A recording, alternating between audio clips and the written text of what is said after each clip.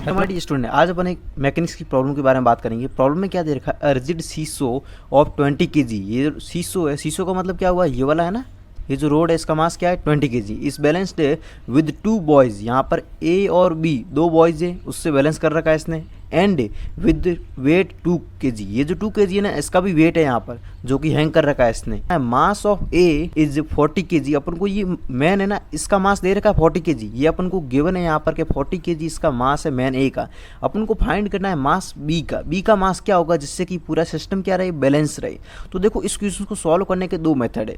First method ये है कि यहाँ पूरा सिस्टम इक्विलिब्रियम स्टेट पर है। इक्विलिब्रियम स्टेट का मतलब क्या हुआ कि इस पॉइंट के अबाउट टॉर्क क्या है, जीरो है, तभी तो ये गिर नहीं रहा है। नहीं तो ये ज़्यादा इधर मास होता तो क्या होता है, इधर गिर जाता है। ये टॉर्क जीरो इस पॉइंट के अबाउट, तभी तो इक्विलिब्रियम स्टेट पर है। इसका मतलब इस पॉइंट के अबाउट क्या करेंगे अपन, टॉर्क को जीरो कर देंगे। तो टॉर्क होता है फोर्स क्या लग रहा है, और वो जो पॉइंट है ना उससे परपेंडिकुलर डिस्टेंस क्या है। तो देखो सबसे पहले अपन इसकी बात करें बी की। तो बी की बात करें तो बी देखो इस साइड है, तो ये देखो नेगेटिव साइड है। इसका मतलब क्या करें, ये इसको इधर घुमाएगा, ये इसको इधर घुमा रहा है, ठीक है ना। तो सिंपल सी बात है, इस डायरेक्शन पर नेगेटिव ले लेता हूँ, ठीक है ना। तो सिंपल सी बात, इसको नेगेटिव ले रहा हूँ, तो यहाँ पर इसका मास क्या है, अपन को एज्यूम करना है, इसका मास अपन को फाइंड करना है। तो एज्यूम कर लेते हैं मास इसका एम है, ठीक है। मास का एम हो गया, तो वेट कितना है, एम जी हो जाएगा। नेट फोर्स वही तो होता है वेट, ठीक है ना। तो फोर्स इंटू परपेंडिकुलर डिस्टेंस क्या, अब ये पॉइंट है, इससे परपेंडिकुलर डिस्टेंस ये वाली डिस्टेंस, क्योंकि देखो फोर्स सीधा ऐसे लग रहा है, फोर्स से परपेंडिकुलर डिस्टेंस ये कितनी है 2 मीटर। तो यहाँ पर सिंपली 2 कर दूंगा, और ये चीज़ नेगेटिव में। अब देखो इसका अपन के पास आ गया। अब अपन बात करते हैं सबसे पहले रोड की। देखो रोड का मास क्या है, अपन को दे रखा है 20 kg। तो यहाँ पर इसका सेंटर मास तो मिड पर होगा ना रोड का, तो रोड का सेंटर मास मिड पर है, तो इसका वेट नीचे को रोड का लगेगा, कितना लगेगा 20 kg। इसका क्या है मास है, तो 20 g इसका वेट लगेगा।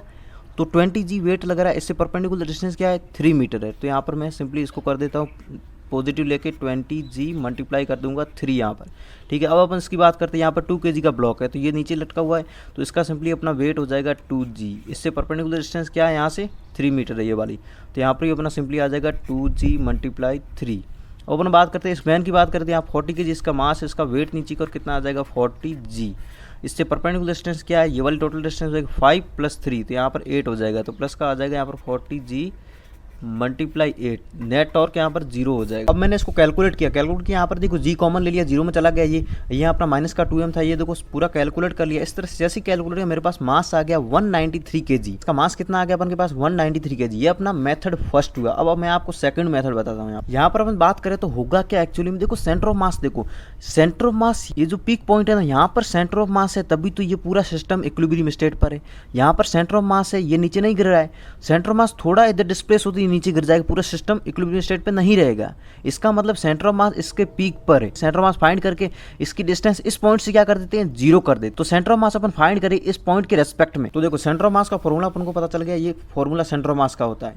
तो सिंपली अपन क्या करें, m1 x1। अब देखो यहाँ पर इसका मास क्या है, इसका मास अपन को फाइंड करना है, तो यहाँ पर m लिख देते हैं, मास इसको एज्यूम कर लेते हैं m है। यहाँ पर डिस्टेंस क्या है, देखो नेगेटिव डायरेक्शन में यहाँ पर, तो ये माइनस का 2 आ जाएगा अपन के पास यहाँ पर प्लस का। अब देखो यहाँ पर देखो 2 kg का है, 2 kg का यहाँ पर इससे परपेंडिकुलर डिस्टेंस क्या है, ये वाली 3 मीटर है। तो सिंपल सी बात है, यहाँ पर हो जाएगा अपना m2 आ रहा है 2, और डिस्टेंस कितनी है 3। अब अपन बात करें यहाँ पर ये क्या है 20 kg की रोड है, तो इसका यहाँ पर 20 kg मास है, 20 kg मास यहाँ पर है इस मिड पॉइंट पर, ठीक है ना। तो इससे डिस्टेंस क्या है यहाँ पर 3 मीटर। तो सिंपली आ जाएगा अपन के पास 20 × 3, ठीक है ना। अब यहाँ पर बात करें ये कितना 40 kg का है, तो 40 kg का डिस्टेंस क्या है इस पॉइंट से डिस्टेंस है अपनी 8 मीटर। तो सिंपली आ जाएगा यहाँ 40 × 8 अपॉन में क्या आ जाएगा, टोटल मास आएगा। लिखने की जरूरत नहीं है वैसे यहाँ पर, क्योंकि ये क्या होगा एक्चुअली में ये 0 होगा, क्योंकि मैं इस पॉइंट के रेस्पेक्ट में फाइंड कर रहा हूँ। सेंटर मास यहीं पर है, इसका मतलब 0 डिस्टेंस है इसकी, तो ये क्रॉस मल्टीप्लाई होकर 0 हो जाएगा। वैसे ही कैलकुलेशन में थोड़ा ईजी हो जाएगा, इसको आप लिखो ही मत, इसको सीधा मल्टीप्लाई कर 0 ही कर दो। तो देखो जैसे ही मैंने इसको कैलकुलेट किया, तो मेरे पास आंसर क्या है 193 kg। तो मैंने आपको कहा था आंसर सेम आए, ठीक है। देखो आंसर वही आ रहा है अपना।